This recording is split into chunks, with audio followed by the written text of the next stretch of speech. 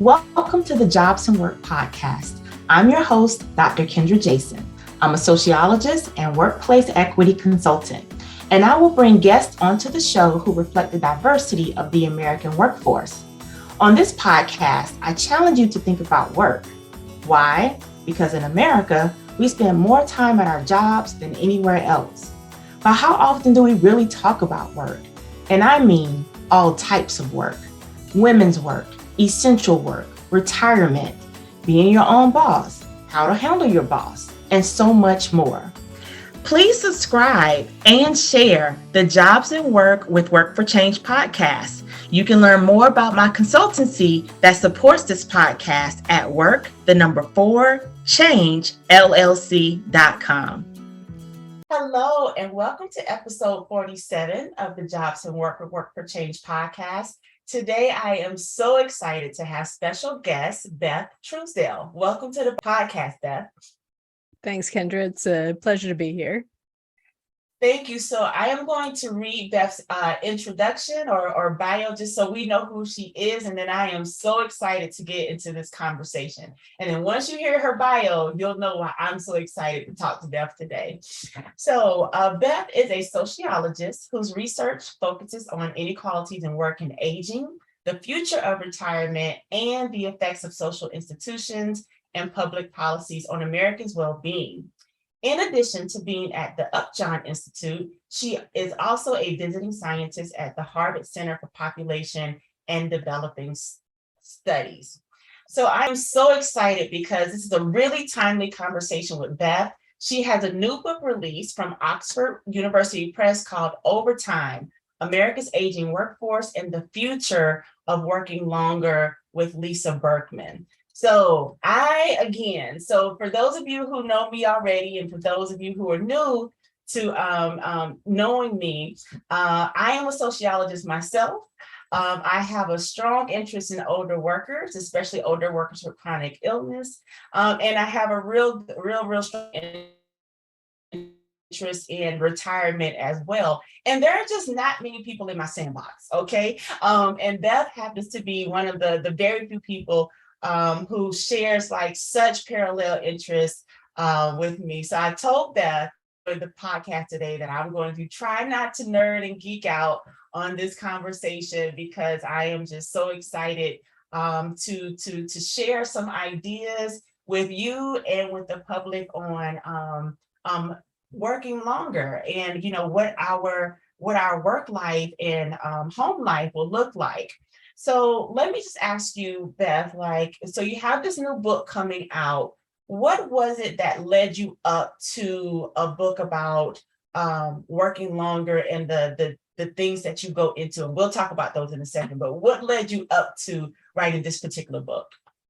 Yeah, so it's an edited book. So Lisa Berkman, who's the director of the Pop Center, and I are the editors, and there are 13 other chapters written by sets of other authors. There are a lot of economists who've been in on the kind of retirement conversation from the start, but also sociologists, psychologists, political scientists. I'm really excited that we've got some disciplines in there that are not kind of typically in this conversation. But where it came from. So that's a great question.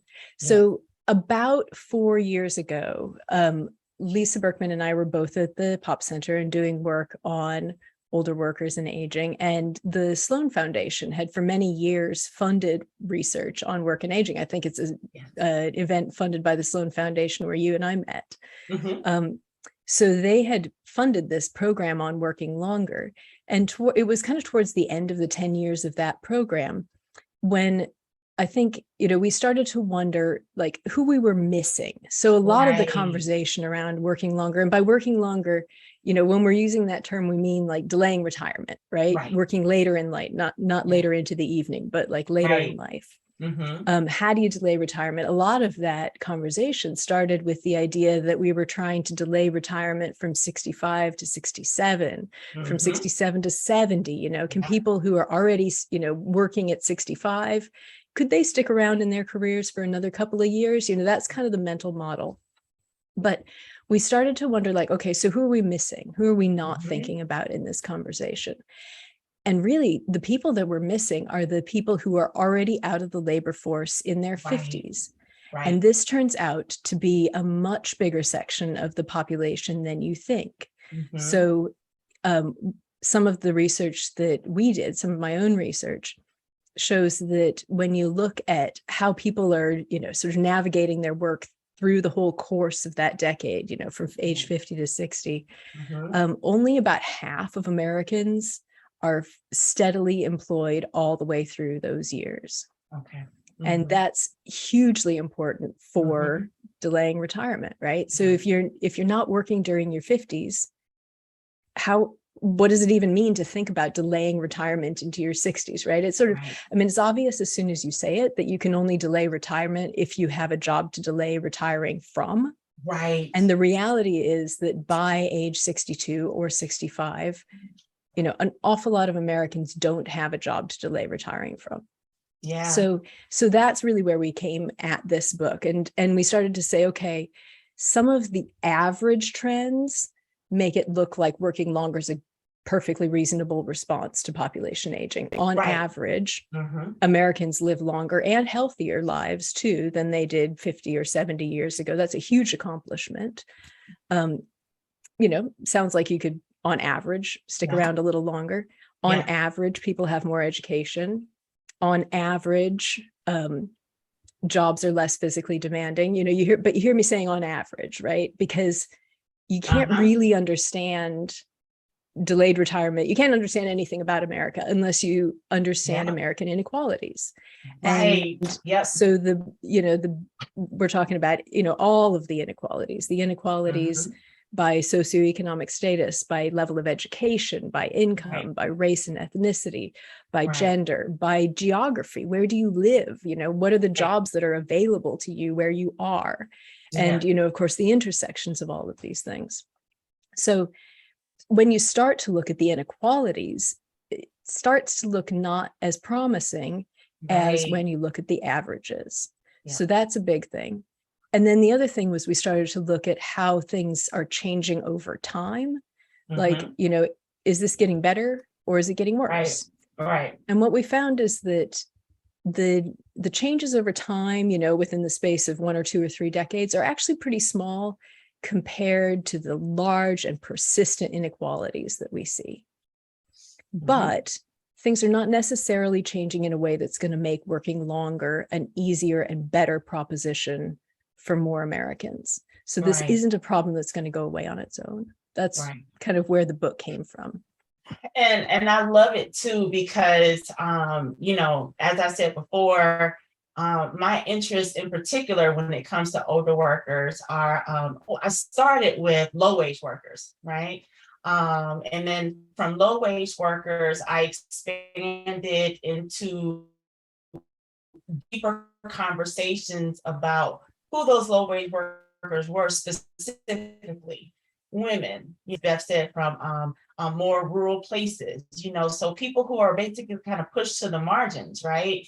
And so I really enjoyed this work because, as I said before, what I like to also bring in is the angle of chronic illness. And what we do know, as you say, is that people in those categories often have more chronic illnesses due to issues such as lack of access to healthcare, not being able to afford, good standard care, and just the stresses of discrimination over time. And so, when I met Beth, we met a few years ago at a conference that brought a small group of scholars together who specifically had an interest in older workers in this way. And, one of the things that I always look for, and I have always looked for in my research, is who's missing, as Beth, brought up. When you ask who's missing, that's when a lot of my scholarship, of course, comes up. And so I was really excited that, that in your book, you talk about those socioeconomic disparities and how, we have to really put some policy and practice in place for younger workers so that when it's time for retirement, that those in place. I'm also really excited about Beth's work. I was actually really excited when I met you years ago too, because for me, that's when I had really started to hear a conversation about working longer. And so, like Beth said, it's not like working 10 hours a day versus 8, it's working into older age. And that was a new concept for me because low wage workers typically work longer, right? Because they don't have the safety nets, the security safety nets. They don't have as much Social Security come back because they haven't, put as much in. And so when the conversation, I'm saying from the discipline came out about working longer, it was looking at, baby boomers who were educated and had good health. And because they were educated and had good health, then enters the conversation about, wow, we have this huge population of people who are working longer, right? And I was so glad to cross paths with Mary Gatta, who wrote a book called Waiting on Retirement a few years ago. I just really love that book because one of the things that she said really clearly, like you said, Beth, like really obviously, is that a lot of people, especially people who are pushed at the margins and can't invest in retirement, don't have plans for retirement. They plan to work literally until they die there, or until there's some other type of illness that pulls them out of the labor market. So I say all that to say, the reason I'm really excited about Beth's work is because she was already, or you were already at the cutting edge of the conversation of working longer years ago. And now you have pulled together this group of scholars from all these disciplines to talk about who's missing in that conversation. And that just really, really, makes me feel good about the work that the conversation that you're pushing into the atmosphere, if that makes sense. Yeah, thanks. Boy, you put that beautifully. I'm going to have to go back and listen and find out, what did I say? Oh, good. Kendra knows what I said. That was really beautifully put. And I think, there's a couple things that I want to pick up on there about the things you're saying. You mentioned Mary Gatta's work, which I also really love and admire. And she, with her colleague Jessica Horning, have a chapter in Overtime, which draws on a lot of this research that she did with older restaurant workers. And absolutely, the stories in there are of people who, can never afford to retire. If they retire, if they leave the workforce, they will not have enough income from Social Security to meet a basic budget. And they may never have been in a position to be able to save for retirement. So their literal, like actual retirement strategy is that they're going to die with their boots on. And I think that is hugely important to grapple with. Because, the real sort of tragedy about working longer is that the sort of paradox is that the people who can least afford to retire are the people who are least likely to be able to continue working. Because they are more likely to have poor health, because they're more likely to have precarious jobs, because they face, age discrimination that's particular to some of these low wage jobs, like in restaurant work, for example, or retail. Those workers are expected to look the part, right? So if you're not young and pretty, at some point, somebody doesn't want, somebody will hire the young and pretty person instead of the older worker. So, those are things that they face that are more acute than what people who are more advantaged and have, more career jobs face. And also, that their work tends to be very physically demanding. I think, we often don't realize, and those of us who do not work on our feet all day don't often realize exactly how physically demanding it is to work in retail, to work in food service, let alone to work in, say, a warehouse where you're walking, miles and miles and miles a day. And those are the sorts of things that, they're not easy to do necessarily when you're young, and they certainly don't get easy as you're older. Unpredictable schedules are another thing. There's been some more research and conversation in recent years about the impacts on health and well-being of these sort of just-in-time schedules that especially low-wage employers tend to use to try to, be most efficient with their workforce. Yeah. But it means that a lot of people don't get their schedules until, a day or two in advance. They may be booked for hours and then it changes and they're not compensated. Right. You get, sort of crazy things like clopening schedules, which are where you like shut down the shop at night, go home and sleep for a few hours and then get up and open it up again in the morning. Yeah. These are, brutal, bad for people's health, bad for people's families, bad for people's finances, because it's very unpredictable how much you'll earn from week to week and month to month. So, these are the sorts of jobs, the sorts of jobs that are available to many low wage workers and even a lot of middle wage workers are jobs that are just hard to hang on to. These are jobs that make it hard to keep working longer. They don't meet people's needs. So I think what I have realized, or what has become for me one of the big takeaways from this work, is that we need to be talking about job quality and about good jobs when we're talking about retirement. And that's kind of weird, because like, why would we talk about jobs when we're talking about not working? But these two conversations belong together, right? If you're able to raise the floor under job quality for workers who are in their 40s, in their 50s, then you make it more plausible that they'll be in a position to be able to work to 60, to 62, to 65.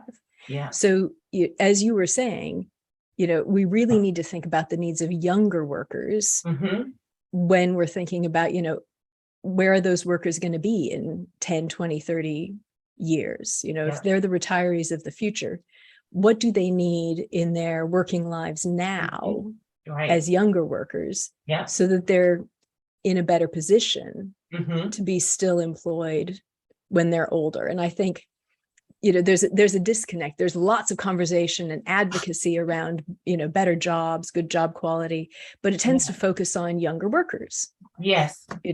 People with families, and that's not wrong. Those people are really important. We should talk about them. But it kind of misses out this life course thing, right? That the people who are young now, they will get older. And the experiences that they have now in their jobs are going to influence how well they can age. And the retirement conversation has tended to avoid those people because they're more interested in people who still have jobs in their late 50s and early 60s. And, how they postpone retirement.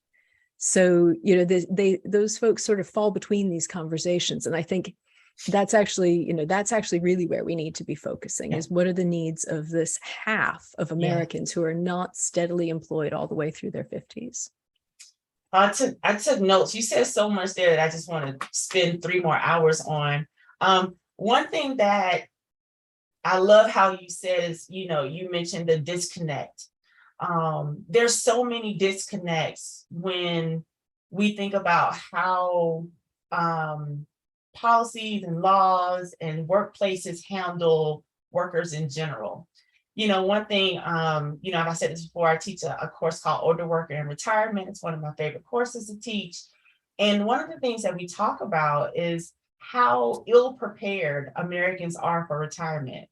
Even though in our culture, retirement is like this golden age. We have all of the, all this rhetoric and imagery and goal setting, visionary goal setting for retirement. But when it comes to practice, when it comes to, building security on an individual level, on a workplace level, and on a government level, it's such a huge disconnect there. And so people end up working and working. And then as they get older, it's almost like, oh, shoot, I'm almost 60, what do I do now?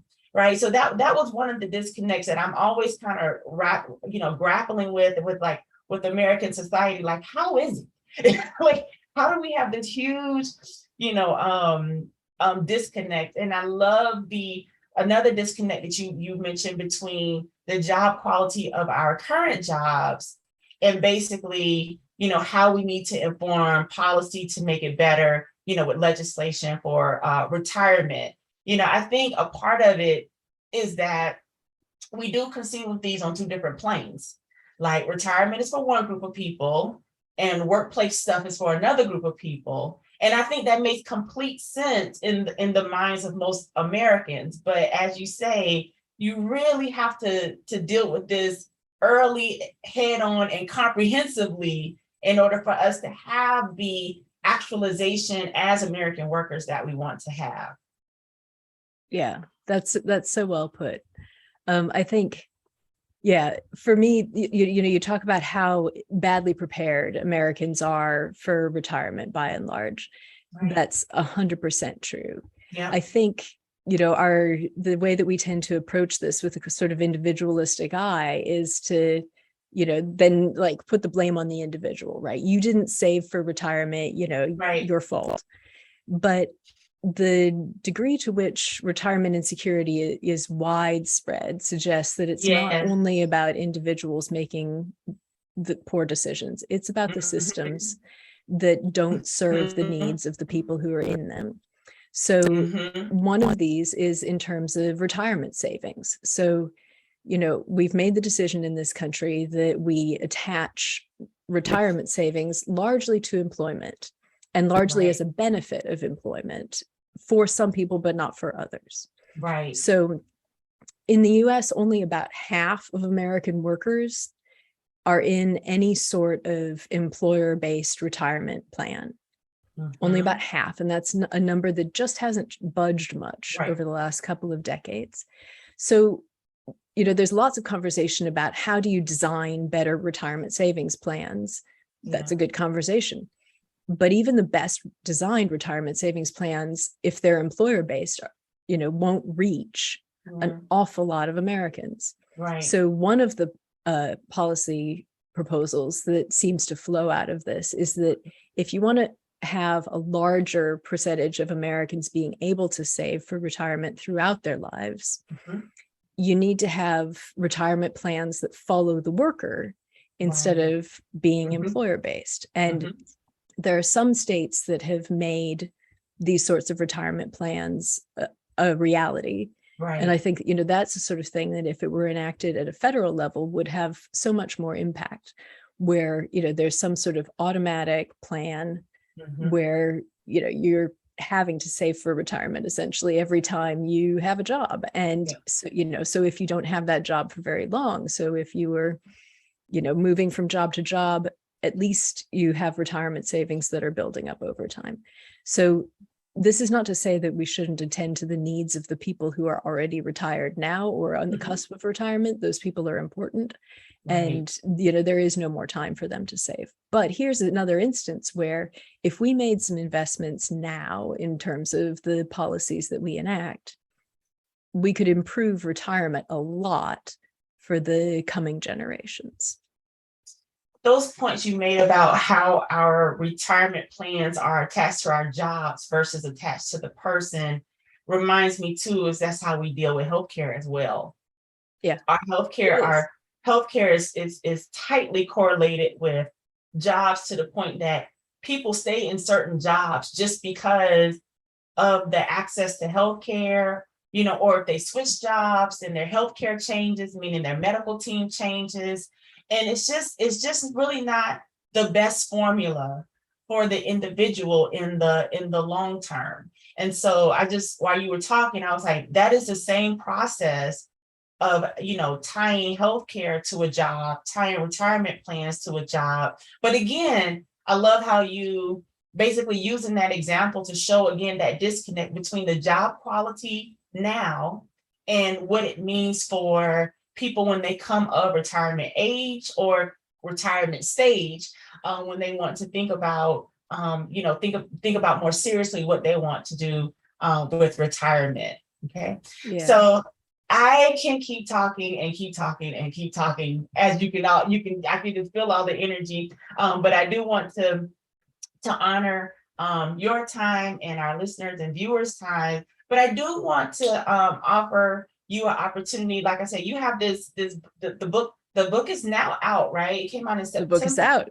The book is out. Yep, Yeah, the it's book is real. It's a out. real thing. It's a real thing. I when I was looking at it earlier, I was like, oh, how can I'm going to build this into my course. You know, Fantastic. But let me ask you this, for people who aren't academics teaching classes called older worker and retirement, right? What would you say is the appeal of this book to general audiences and maybe even policymakers and other stakeholders or people who just want to know more about this conversation? Yeah, that's a great question. I would say, the book is an academic book.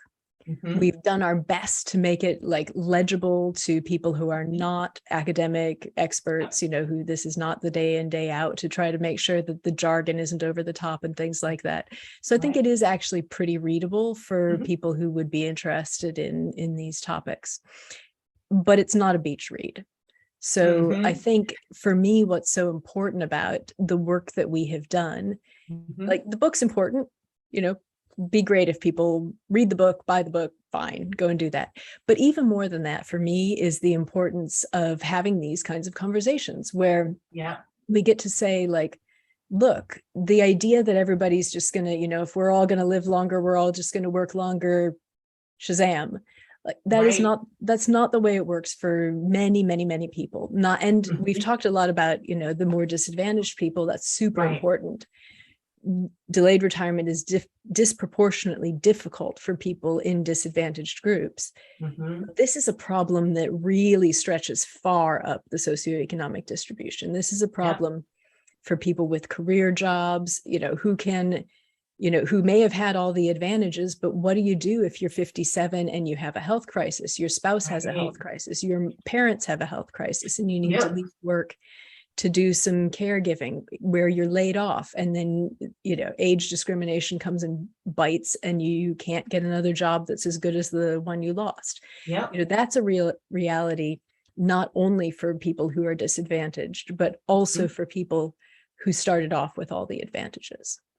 So I think So, for yep. me, this is a conversation about how do we make jobs better? How do we make working longer a more plausible and better option? Because Yep. it's not just like keep working at any job. It's like keep Right. working at a job. How do we keep people working at jobs that really meet their needs and the needs Right. of their families and the needs of their communities?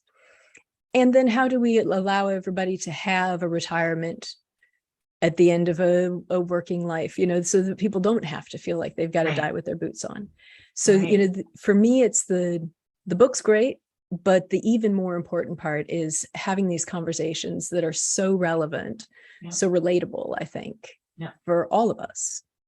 So the book is for everyone. The book's for everyone. Yeah. Yeah. So But especially if you're an yeah. academic, if you're a policymaker, you should buy this book and you should read it. Yeah. And If you're I not, think then you should think about it, you should think of, maybe, and that's but exactly not for what a I was beach going to read. say. It's really important to get books like this in our hands.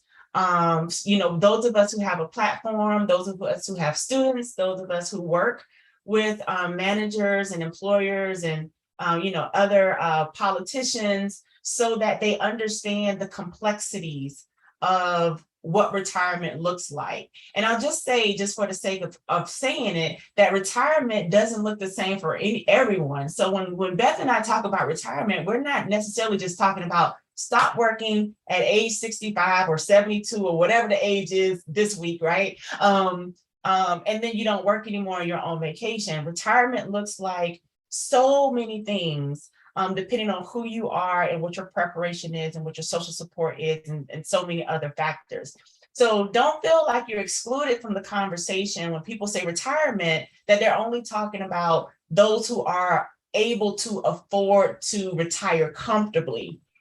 Nearly everyone who lives as long enough, that's the caveat, and who is healthy enough will continue working in some regard, right? And so we just want to get the information in your hands so that you can inform policy, so that you can design practices, so that you can plan with yourselves and your family, so that retirement looks like whatever you want it to look like in your life.